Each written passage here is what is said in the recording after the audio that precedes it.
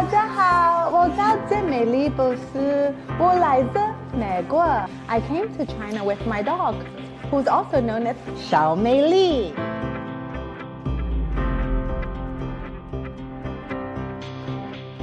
Here, all the students, along with the staff, got together and decorated my window and door with messages from the students, either saying, "Thank you, Miss Sparkles," or "Thanks for keeping us safe." I like to keep them up because it's a constant reminder of why I do it.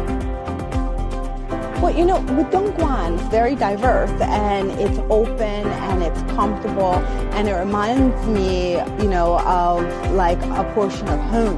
We get to relax, and even when I'm not in school, I am also out in the community helping or somewhere doing something, assisting somebody. And I think with such a city of such diversity, it allows for many possibilities. You know, you're not closed off to one thing. There's endless things that you can do. I may be a foreigner, but I'm no outsider. I live here, I work here, I play here.